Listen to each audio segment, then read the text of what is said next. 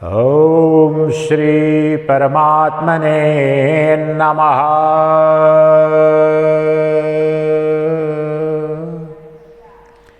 ईश्वरो गुरुरात्मेति मूर्तिभेद विभागिने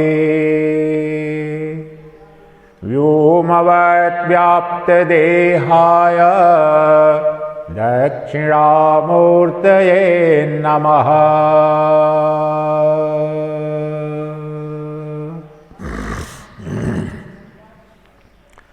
श्रुतिस्मृतिपुराणानाम् आलयं करुणालयं नमामि भगवत्पादं शङ्करं लोकशङ्करम्। शङ्करं शङ्कराचार्यं केशवं बादरायणम् सूत्रभाष्यकृतौ वन्दे भगवन्तौ पुनः पुनः। भगवन्तौ पुनः पुनः।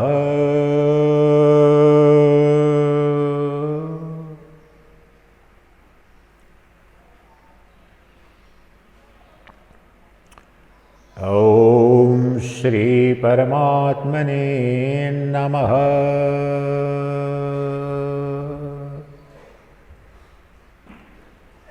तो अब प्रारंभ करते हैं आत्मबोध के लिए, आत्म साक्षात्कार के लिए, परम पुरुषार्थ को सिद्ध करने के लिए जो साधन हैं,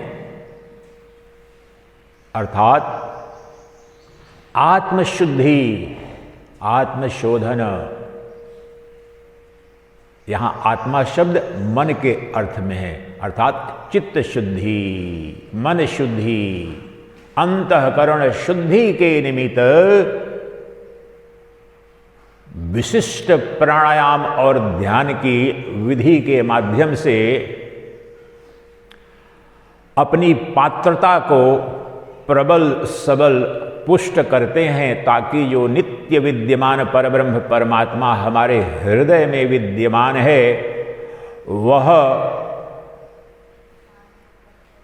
अमलवत करामलवत उसका दर्शन हो। जिस प्रकार से हथेली पर कोई फल रखा हो, यहाँ अमलवत का अमल जो फल होता है, कोई भी फल, कोई भी पदार्थ, यहाँ तात्पर्य है कि जिस प्रकार से हथेली पर रखा कोई पदार्थ जितनी अस्पष्टता से दिखता है, उतनी अस्पष्टता से, उतनी प्रामाणिकता से वह जो यहाँ हृदय गुफा में है और ब्रह्मांड के कण कण में है, उसका दर्शन हो।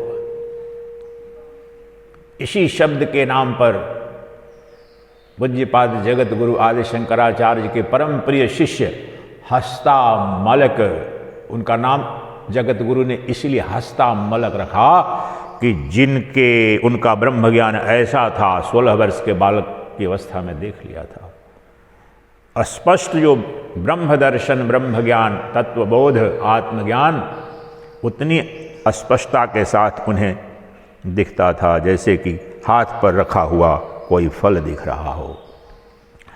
तो वह परमात्मा अभी भी नग्न आंखों से भी और बंद आंखों से भी, सृष्टि के अन्य पदार्थों को तो नग्न आंखों से, बाह्यमुखी आंखों से ही देख पाओगे, और अंतर्वृत्तियों को तो आंख बंद करके देख पाओगे, परंतु वह जो सच्चिदानंद घन ब्रह्म है, जो नित्य आपकी आत्मा के रूप में उपलब्ध है, वह तो बंद आंख से भी उतनी ही स्पष्टता से दिखता है जितनी खुली आंख से।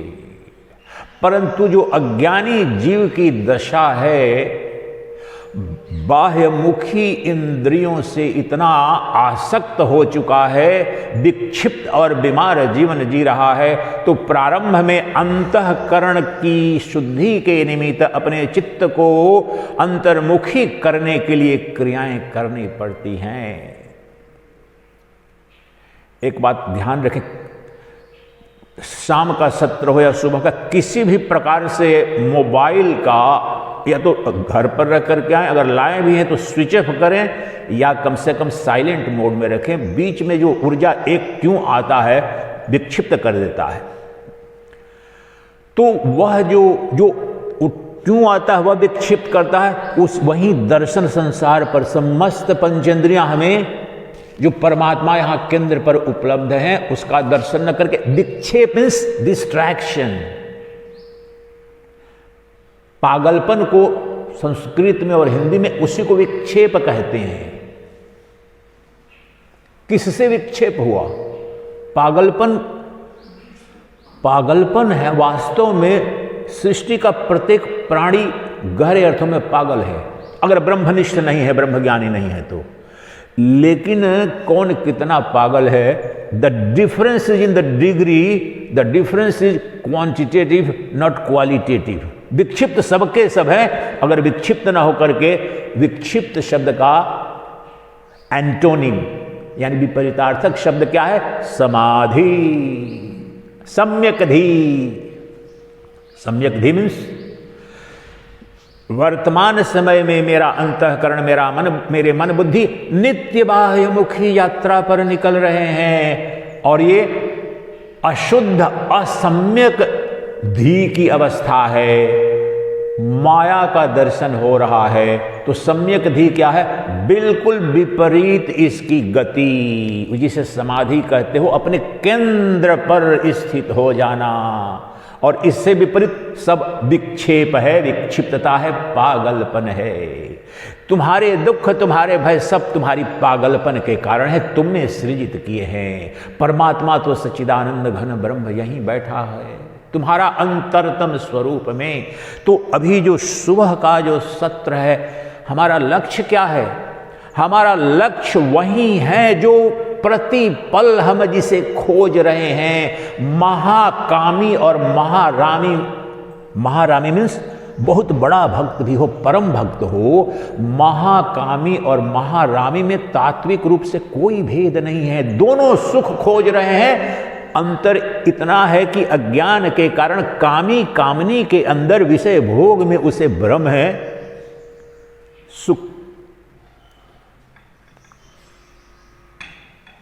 सुख होने का, चलो जो कामी है उसे किसी बाह्य भोग में उस वस्तु के उपलब्ध होने का भ्रम है, और अनुभूति से युग युग से अपने आत्म कृपा से, ईश कृपा से, गुरु कृपा से, शास्त्र कृपा से ये तो पहले जान लिया कि भाई युग युग की यात्रा की शांति मिली नहीं, वह सुख जो परम तृप्ति खोज रहा था वह तो मिली नहीं। तो आधी यात्रा तो यहीं से 90% लगभग ये तो पता चल जाए कि ये मिथ्या है। जो धन का खजाना मुझे बाहर खोज रहा हूं, जो सेब से प्यास बुझाना चाहता हूं, ये तो पता चले कि प्लास्टिक का सेब है। जो रोटी चावल खाने वाला हूं प्लास्टिक का है, फोटो है ही नहीं, सर रियल ऑनलाइन वर्ल्ड का है नहीं। तो वहां ये तो पता चले भाई ये गलत दिशा है। दिशा तो रुके, अभी दिशा ही नहीं रुकी है, उसी में जा रहे हैं 90 वर्ष के हो रहे हैं, 100 वर्ष के, फिर अगले जन्म में चलो दूसरी शादी अच्छी हो जाएगी। 5 शादी साल की, कई जुग जुग से किए, 1 महल बनाया, 2 महल बनाया, सब बनाया, प्रधानमंत्री भी रह लिया, राष्ट्रपति भी रह लिया, नहीं और एक बार हो जाता, और एक बार हो जाता। तृप्ति की कहीं कोई संभावना नहीं है कि गलत दिशा में खोज रहे हो। सर्वस्व सर्वत्र जो तुम्हारा अपना स्वरूप है वह जब तक न मिलेगा, सृष्टि के जब तक समस्त भोग तुम्हें उपलब्ध, सृष्टि शब्द व्यवहारिक अर्थ में कह रहा हूँ, वास्तव में सृष्टि में है नहीं, लेकिन तुम जितनी कल्पना कर सकते हो कि जगत में इतनी भोग, इतने प्रेम की अनंत पागलपन की संभावना है, वो सभी जब तक एक साथ मिलने वाला सूत्र न मिल जाए, वह मंत्र न मिल जाए, तब तक तृप्ति नहीं होगी। तब तक वही महामंत्र है आत्मबोध, आत्म साक्षात्कार, वही परम पुरुषार्थ है। उस एक तत्व के मिल जाने से परम तृप्ति हो जाती है। हमारा लक्ष्य वह है। हम विक्षेप को उपलब्ध हुए हैं, अपने केंद्र से हट गए हैं, हट रहे हैं, नित्य प्रति हमारी ऊर्जा नष्ट हो रही है। तो पहला काम क्या करना है? और विक्षेप के कारण ही डिप्रेशन है, एंजाइटी है, दुख है, फियर, जो समस्या है भी नहीं मन प्रति, अरे अगले क्षण क्या हो जाएगा, अरे आत्मबोध शिविर में आयो महाराज, जाओगे तो वो क्या होगा, अभी भी घर की चिंता लगी हुई है। तो अब मन को अपने केंद्र पर लाना है, करना कुछ नहीं है। समस्त वेद 1,00,000 जो श्लोक हैं उसी में उपनिषद हैं। अंतिम परिणति इसी की विद्या है, यही महाविज्ञान है कि आप जो मनुष्यता विक्षेप को उपलब्ध हुई है, पागलपन को उपलब्ध हुई है, जो सम्राटों का सम्राट है वह भिखारी का जीवन जी रहा है, अज्ञान के कारण भ्रम हो गया है, अपने को भूल गया है।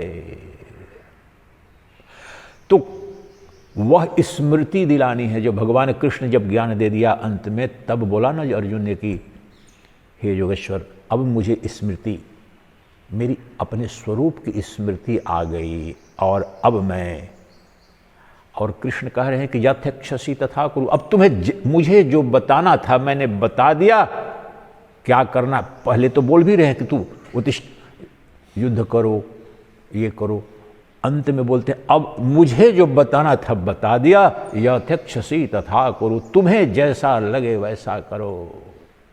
और वहां पर अर्जुन क्या कहता है, अंतिम से परिपूर्ण होती है कि हे योगेश्वर, अब मुझे अपनी विस्मृति जो अपने स्वरूप की हुई थी वो स्मृति लौट आई, अब वही करूंगा जो आपका अभिष्ट था, कहने का प्रयास था, अब नहीं रुकूंगा। जो भयभीत हो गया था, डर गया था, स्मृति किसकी आ गई? वह सच्चिदानंद स्वरूप जो चैतन्य तत्व है, आत्मा के रूप में उपलब्ध है, और उसके सगे संबंधी भीष्म पितामह, मेरे द्रोणाचार्य गुरु हैं, वो पितामह, ये सब जो ब्रह्म देह संबंधी था, वो दिख गया कि ये सब कल्पित है। तो कौन किसको मार रहा है, लेकिन कर्तव्य का निर्वहन करूंगा धर्म की रक्षा के लिए। तो हम सबके जीवन में भी जो पागलपन, जो विक्षेप युग युग से चला आ रहा है, तो उस विक्षेप की निवृत्ति मात्र करना ही अभिष्ट है। परमात्मा तो उपलब्ध है।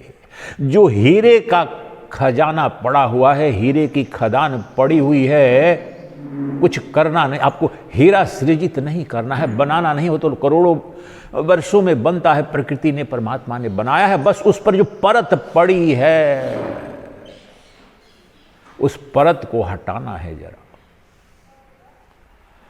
तो उस परत को हटाने का ही काम अभी करने जा रहे हैं, प्राणायाम और ध्यान के माध्यम से। ध्यान भी अपने आप में साधन ही है, उसकी परम परिणति निर्विकल्प समाधि में होती है, लेकिन ध्यान और यह प्राणायाम भी यात्रा यहीं से प्रारंभ हो जाती है। चित्त की शुद्धि हो जाती है, चित्त की शुद्धि होने लगती है तो झलक अभी से मिलने लगती है। आपको एक तत्व बताता हूं, ये बहुत ही आगे की बात है, परंतु बोल देता हूं समझ में आए तो।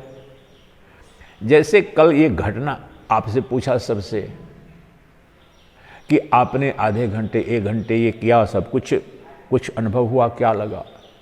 अधिकांश लोगों ने बोला ना कि अच्छा लगा। उस समय चित्त चंचल था। सृष्टि का सबसे महाविज्ञान अभी 2 मिनट के अंदर खोलूंगा, बड़ी मनोयोग से सुनिएगा। है सब वेदांत के आधार पर और अनुभूति जन्य भी है, लेकिन इन शब्दों में न मिलेगा जो कहने जा रहा हूं।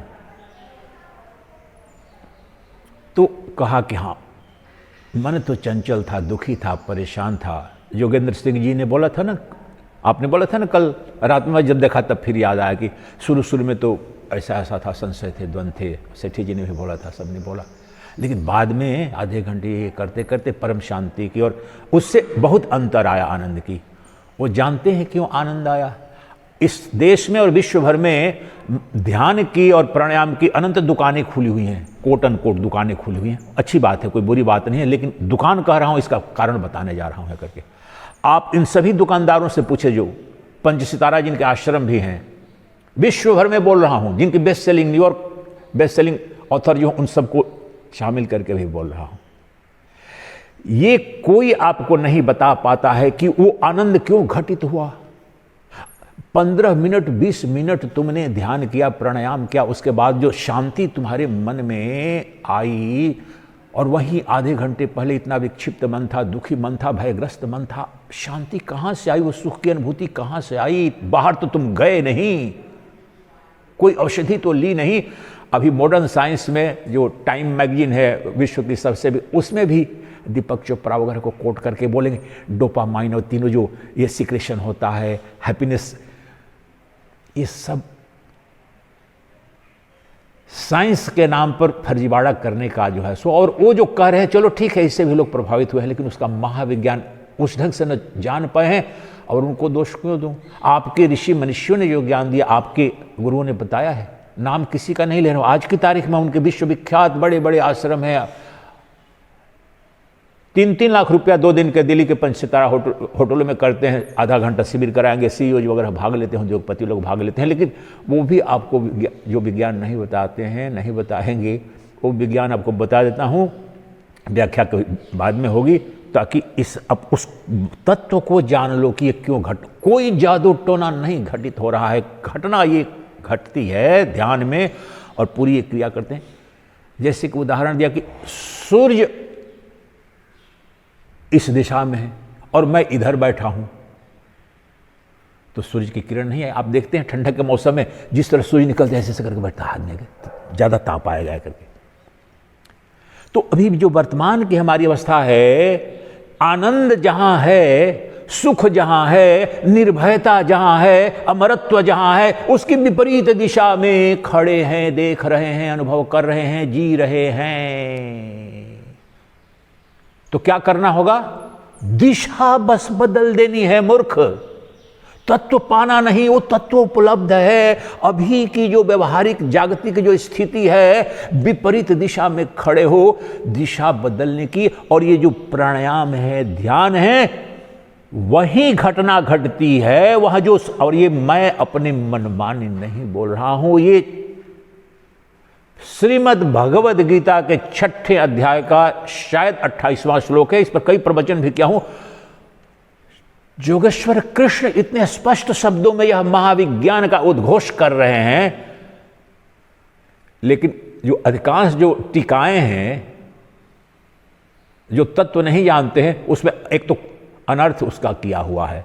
गीता प्रेस की किसी भी पुस्तक से उसका जो अर्थ है वो पता नहीं चल पाएगा। प्रभु की जो भी कृपा रही हो, एक एक ग्रंथ की 50-50, 60-60 कमेंट्रीज मैंने लेकर कंपैरेटिव स्टडी करने का पहले से बैकग्राउंड है। तो उसमें जो विज्ञान परमात्मा के साक्षात स्पर्श करने का विज्ञान है, यानी आलिंगन करने का। मेरा वीडियो कल 2-3 दिन पहले का भी है कि परमात्मा का मैंने शेयर किया होगा, नहीं तो आज भी फिर शेयर कर दूंगा। उसी को बोलते हैं आत्मरति। उपनिषद आत्मरति, आत्ममैथुन, आत्मक्रीड़ा, आत्म आलिंगन। वह जो क्षण भर के लिए कल आपको जो सुख मिला और अभी आज भी मिलेगा, और किसी को भी इस ध्यान में और मिलता है, विज्ञान वही है कि वह सच्चिदानंद घन ब्रह्म जो परमानंद स्वरूप है, वह जो प्रेम का महासागर है, उसके थोड़े नजदीक आ जाते हो। और निर्विकल्प समाधि में तो अपनी प्रेयसी, अपने प्रियतम से आलिंगन बिल्कुल अभिन्न जब हो जाते हो, तो जो मिलता है वह परमात्मा तो अभी भी सर्वत्र। लेकिन उस अवस्था में जब निर्विकल्प समाधि हुई, तो वही आत्मरति, आत्मक्रीड़ा, आत्ममैथुन। और थोड़ी देर के लिए भी प्राणायाम किया तो विक्षेप से तो हटे, और फिर थोड़ा ध्यान किया तो वो परमात्मा आनंद है, वह ब्रह्मानंद है। दूसरा कोई आनंद नहीं है जो डोपामाइन और ये वेस्टर्न साइंस वही तुम्हारा आत्मा आनंद है, अक्षय आनंद का भंडार है। और जितना नजदीक आते, जितना दूर जाओगे उतने दुखी होगे। फिर दिशा बदल दी, जितने नजदीक आते जाओगे। अभी जून के महीने में दिल्ली से चलो, दिल्ली में बहुत गर्मी है, थोड़ा ऋषिकेश आते आते अच्छा पहाड़ी थोड़ी दिख रही, थोड़ा सा अच्छा लगेगा। अच्छा देवप्रयाग गए, हाँ थोड़ा लगता है टेम्परेचर। बद्रीनाथ पहुंचते ही ठंडक लगने लगेगी, ठीक है ना। विज्ञान समझिए,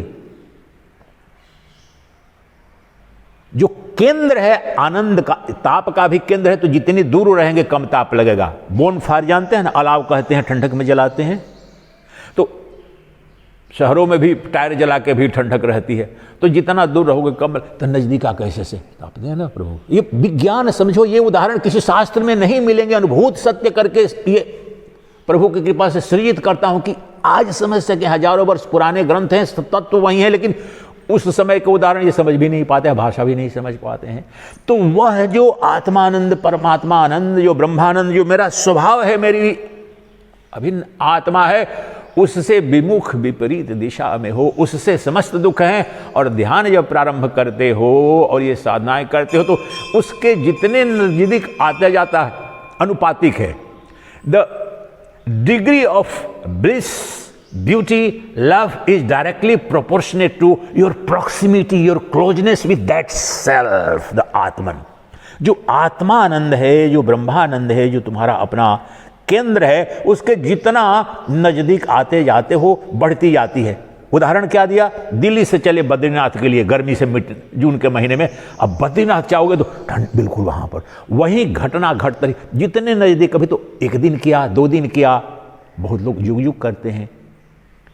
मैं तो लेकिन युग युग की मुझे तो इतना स्पष्ट कहता हूं कि थोड़ी सी मुमुक्षा हो जाए तो कुछ दिन में घट जाएगी,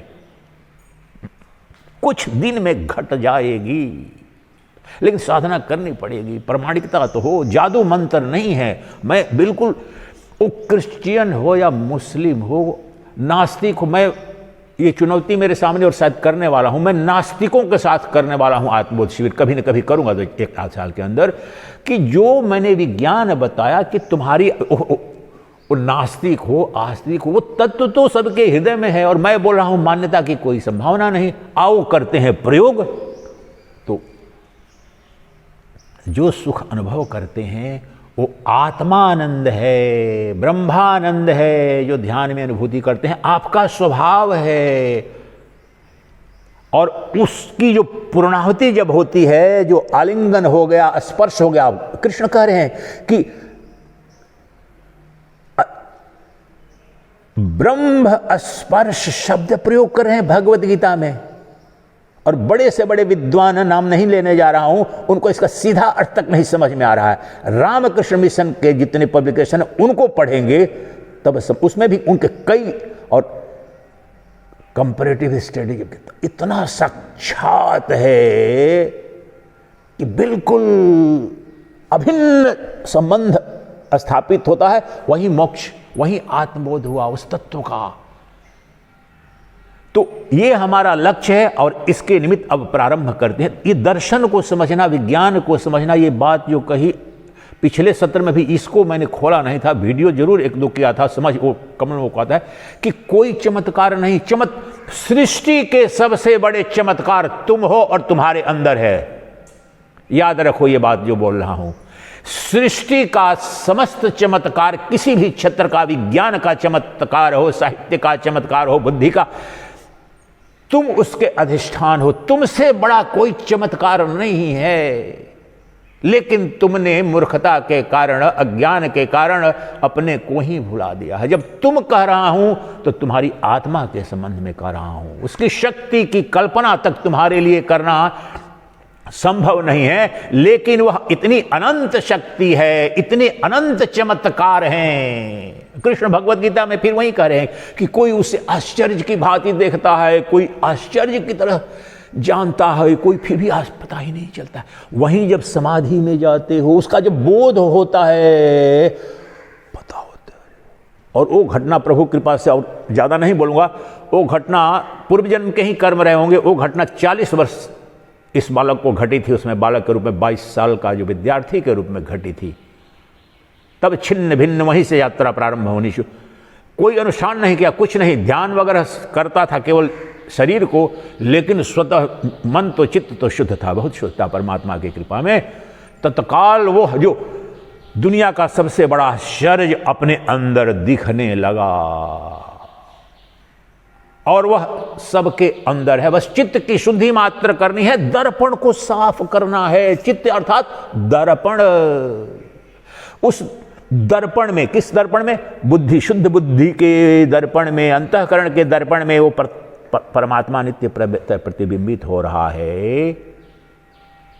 लेकिन कालिक पुती हुई है, धूल थोड़ी जमी हुई है, अब बहुत तमोगुणी है तो पेंट लगा हुआ है, बड़ी तोड़ना फोड़ना पड़ेगा। तो ये हमारा लक्ष्य है और इसके निमित्त कर रहे हैं। आप पर निर्भर करना चाहते हैं, अभी चाहो परमात्मा का अभी दर्शन तो देखना। मैं कह रहा हूं, ध्यान दीजिए शब्द पर, कृष्ण के शब्द हैं भगवत गीता के 28। स्पर्श परमात्मानंद का और परमात्मा का जो सुखम आत्यंतिकम, जो परमानंद है, उससे स्पर्श कर लेता है अपनी इंद्रियों, मन को समग्र करके ध्यान में जा करके अभी और यहीं, और खोज रहे हैं आ जाओ समरिया, रो रहे हैं। तो अब चलते हैं, उस यात्रा पर चलते हैं। जैसे कल बताया था, 4 प्राणायाम करेंगे और उसके पश्चात ध्यान करेंगे, लेकिन 4 प्राणायाम के साथ साथ भी ध्यान होगा, और इन प्राणायामों के बीच में 2-2 मिनट का करेंगे। अभी नए नए साधन का तो एक साथ आधा घंटा करना, 1 घंटा उतना अच्छा नहीं लगता है, दिक्कत आती है। तो बीच बीच में ऐसी विधि मैंने डेवलप की है कि हर प्राणायाम के बीच में भी 2 मिनट 3 मिनट सहज पूर्वक होगा, तो मन 2-2 3-3 मिनट के लिए तो आसानी से संग्रहित हो जाता है, लंबे समय के लिए फिर दिक्कत होती है। और अंत में जाकर के गहरे ध्यान में जाएंगे तो बीच में, और ध्यान की अवस्था में जिनको कोई शारीरिक कष्ट न हो तो सिर्फ चाहे कुर्सी पर बैठे या नीचे, आपकी स्पाइनल कॉर्ड जो है सो 90 डिग्री पर होनी चाहिए, स्ट्रेट। समस्त ऊर्जा इससे फ्लो करती है। तो पहले फिर रिपीट कर दूं, कल जो बताया था, पहले सहज प्राणायाम करेंगे, उस वक्त हम बताते जाएंगे, अधिकांश लोग आप कल से जान रहे हैं। पहले सहज प्राणायाम से प्रारंभ करेंगे, फिर अनुलोम विलोम प्राणायाम करेंगे, फिर भ्रामरी प्राणायाम करेंगे, फिर ओंकार उद्गीत प्राणायाम, और इन सभी प्राणायामों के बीच में जो अंतराल होगा उसमें भी 2-2 3-3 मिनट का वहीं पर अपने उस परम केंद्र पर जाने का, जो स्पर्श करने की जो विधि, अर्थात मन को शांत कर दे, विचारों से मुक्त कर दे, तो वो मन वहीं पर जाता है। वास्तव में मन नाम की कोई सत्ता नहीं, वो परमात्मा ही है, उधार लिया हुआ प्रकाश है वो, मन का प्रकाश, चेतना का प्रकाश। तो अब प्रारंभ करते हैं, आइए।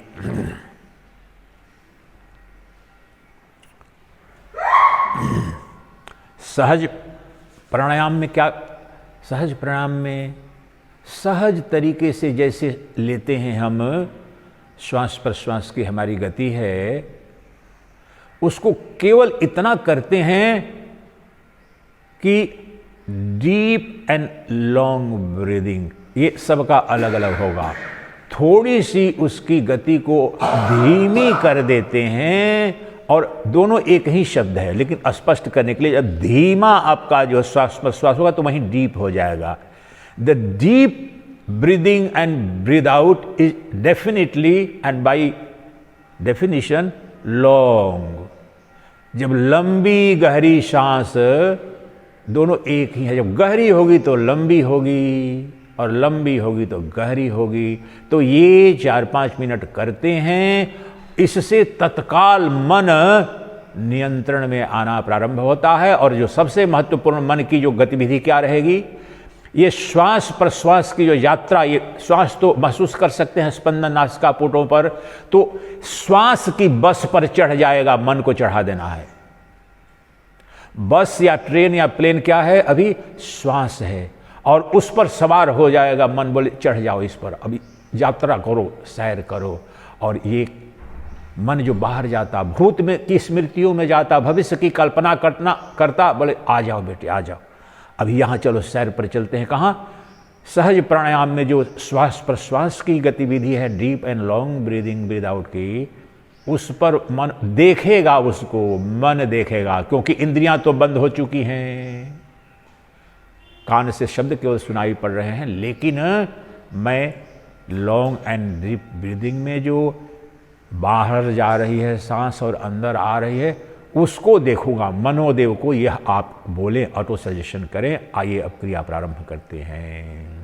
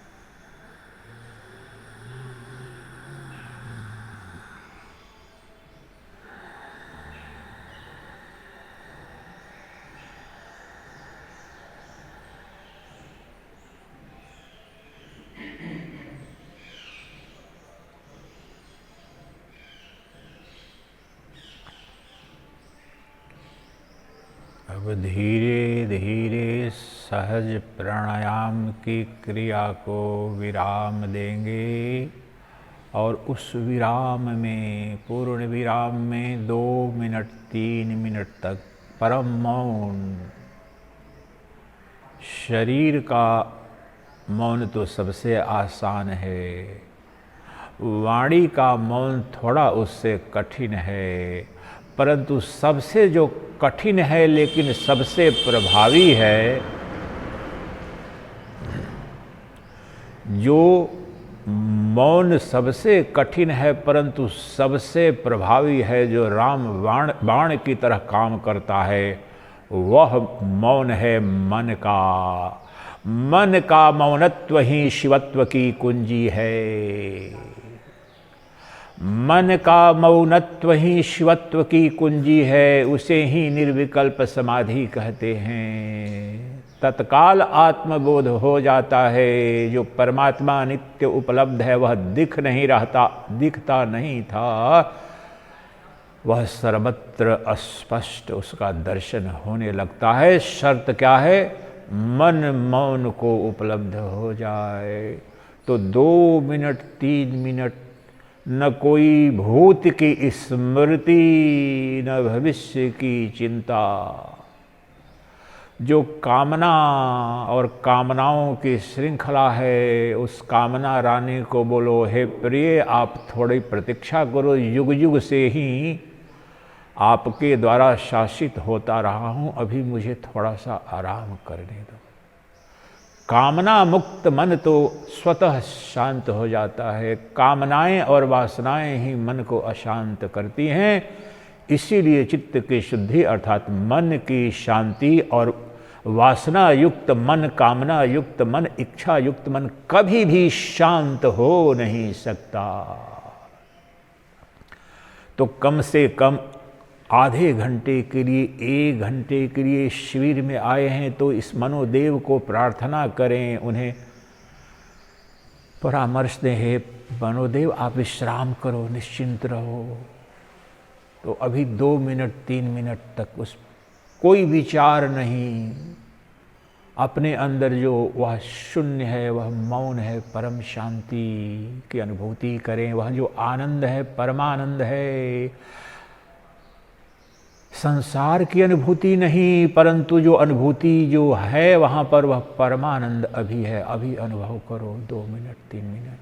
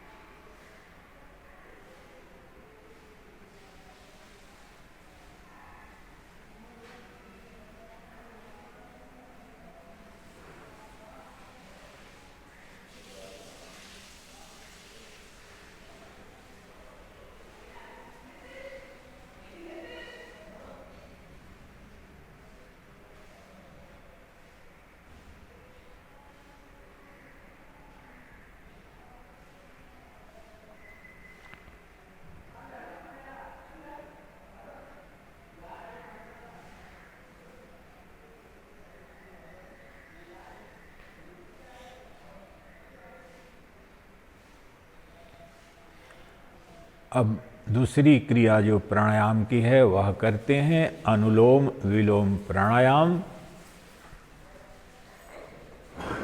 आधा मिनट के लिए देख लीजिए, बाईं नासिका से आपको श्वास लेना है और इसमें भी जितने सहज भाव से धीमा करके लेना है, कुंभक नहीं करना है, रोकना नहीं है, और दाएं नासिकापुट से आप छोड़ना है, फिर वहीं विपरीत दिशा में। ये अनुलोम विलोम प्राणायाम भी 4-5 मिनट करेंगे और यहाँ भी मनोदेव को इस श्वास प्रश्वास की जो गति हो रही है, श्वास प्रश्वास के बस पर सवार कर दीजिए।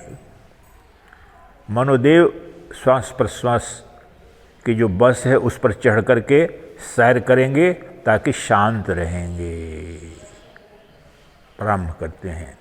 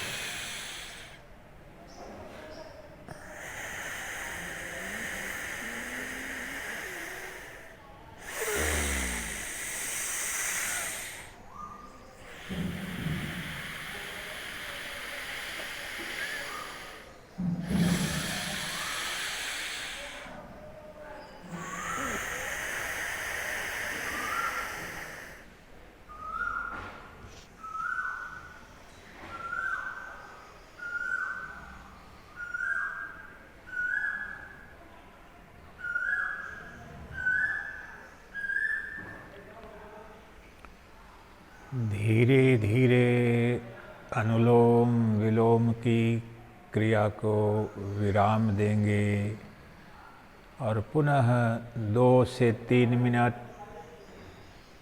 मन का मौनत्व और उस मौनत्व से उत्पन्न परम शांति, परम विश्रांति, परमानंद, उसका आलिंगन करेंगे। वह ब्रह्मानंद है, वह आनंद का अक्षय भंडार है, वह कोई और नहीं, तुम्हारी अपनी आत्मा का आनंद है जो नित्य प्राप्त है, जो सृष्टि के जितने आनंद है सबका स्रोत यही आनंद है।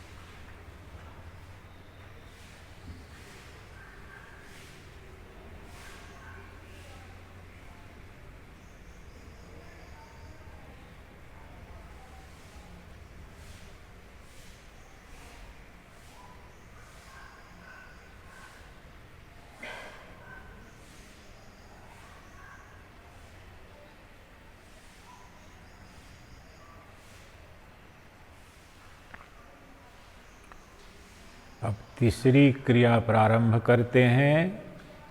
भ्रामरी प्राणायाम। भ्रमर गुंजन जिस प्रकार से भ्रमर गुंजन करता है, जो भूल गए हों, अच्छी तरह से नहीं जानते हों, एक बार देख लें।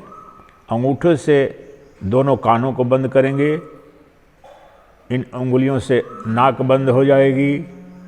अभी देख लें, पहले देख लें, और मुंह भी बंद हो जाएगा और वह अंदर ही जोर से वह ध्वनि, ये भी 5 से 7 बार करेंगे भ्रामरी प्राणायाम।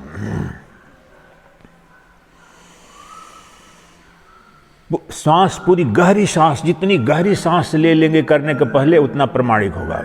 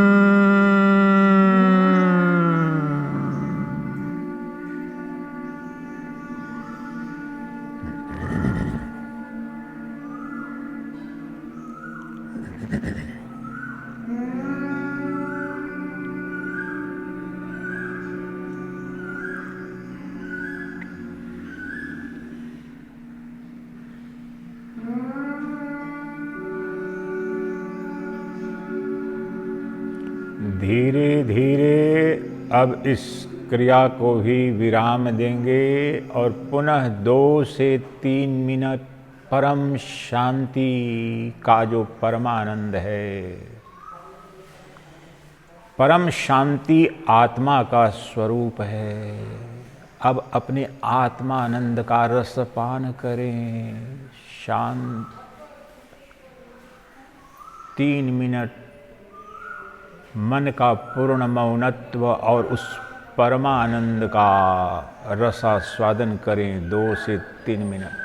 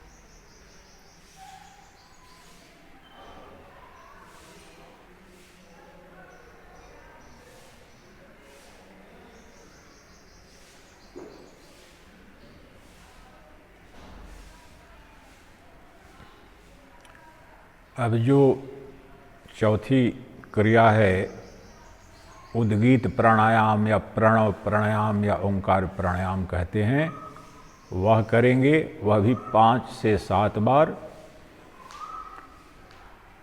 मुद्रा अवस्था तो बिल्कुल वैसी ही रहेगी।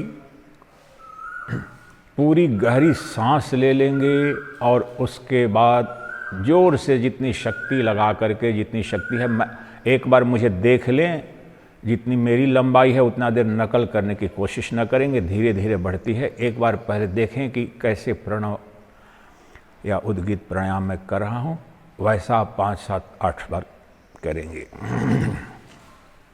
पहले गहरी सांस लेंगे।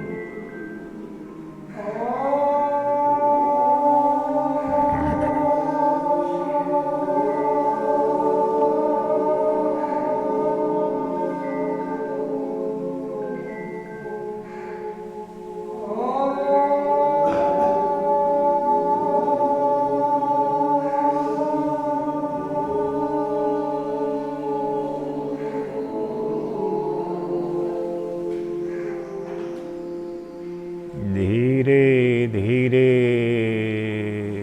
अब इस क्रिया को विराम देंगे। इस ब्रह्मनाद से उत्पन्न जो ब्रह्मानंद है,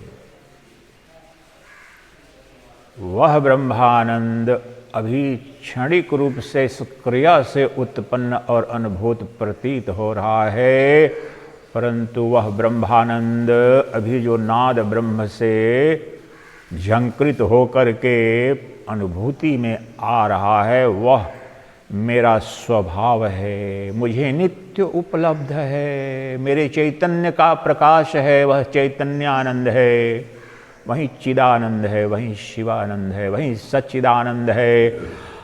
अगले 10 से 12 मिनट पूर्ण मौनत्व में वह जो शिवत्व और शिवानंद चैतन्यानंद के महासागर में गोते लगाओ, आकंठ तृप्ति को यहीं उपलब्ध हो जाओगे, क्योंकि वह जो परम प्रियतमा, वह जो परम प्रियतम जिसकी युग युग से खोज है, जिसके मिलते ही तुम्हें तुम्हारे दुखों की आत्यंतिक निवृत्ति और परमानंद की प्राप्ति हो जाती है, वह मिल गई है अभी यहीं। इस मौनत्व की पूर्णाहुति मेरे शिवत्व के बोध से। अब 10 मिनट पूर्ण मौन और आत्मानंद का रसास्वादन, आत्मरति, आत्मक्रीड़ा। यह निष्क्रिय घटना नहीं है, सृष्टि की सबसे बड़ी सक्रिय घटना है। आत्मानंद का आत्मा में ही आत्मानंद रमण करेंगे, आत्मा के साथ ही क्रीड़ा होगा, आत्मा का ही आत्मा से मैथुन होगा, निराकार से निराकार का मिलन। 10 से 12 मिनट।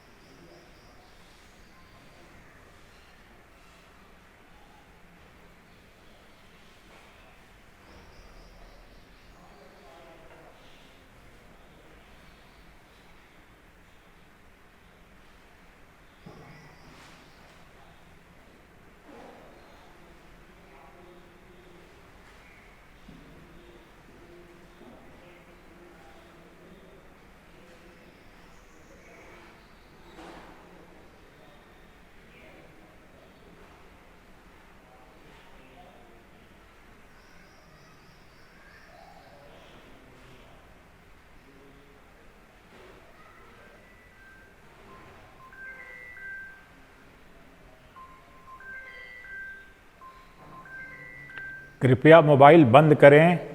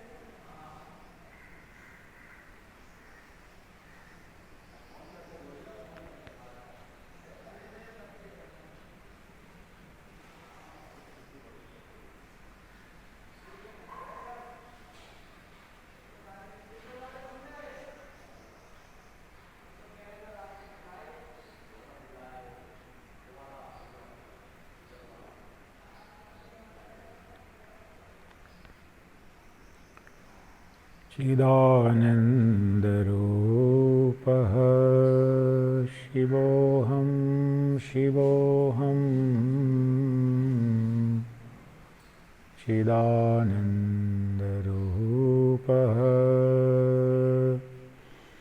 शिवोऽहं शिवोऽहम्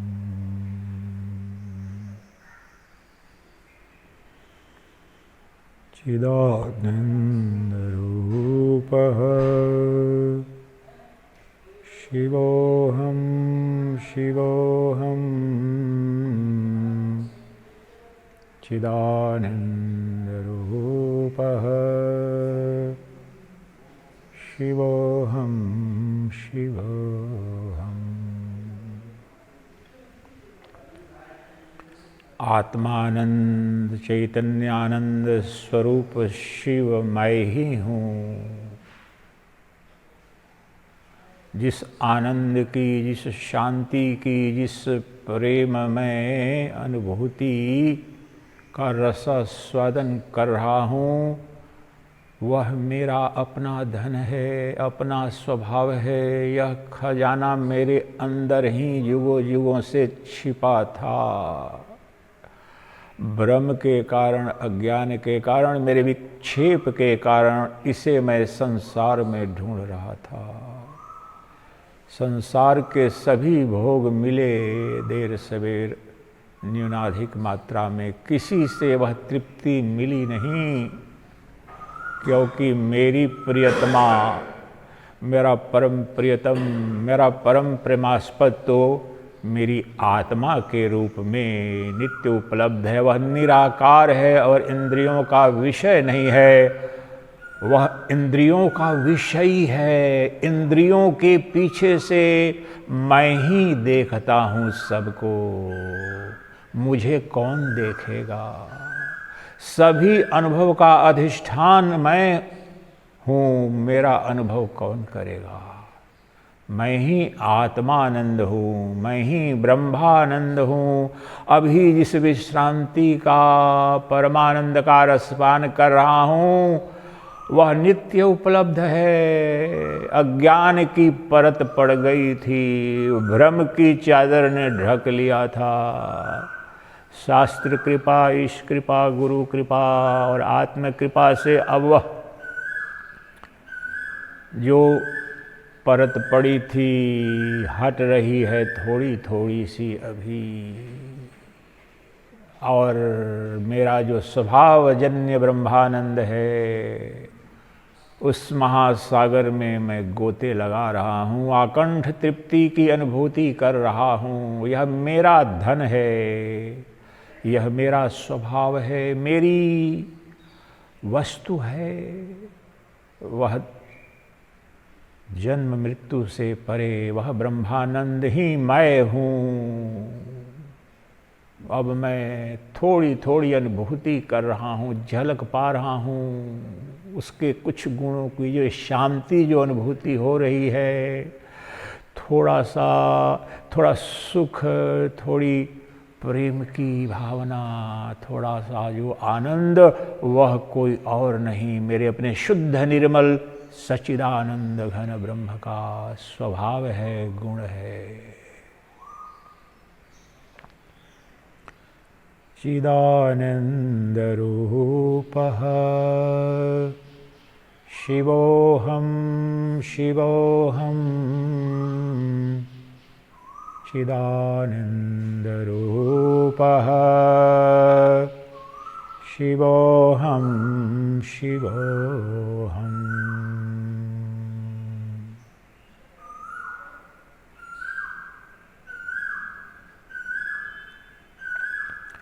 ओम श्री परमात्मने नमः।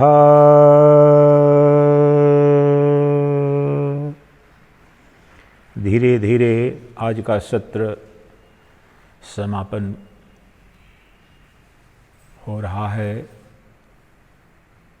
और उस विश्रांति को महसूस कर सकते हैं, शांत बैठे रह सकते हैं। यहाँ से जाकर अपने कमरे में भी इस अनुभूति का आनंद ले सकते हैं, यहाँ भी मौन रहकर जिस अवस्था में उस अनुभूति का रसास्वादन करते रह सकते हैं।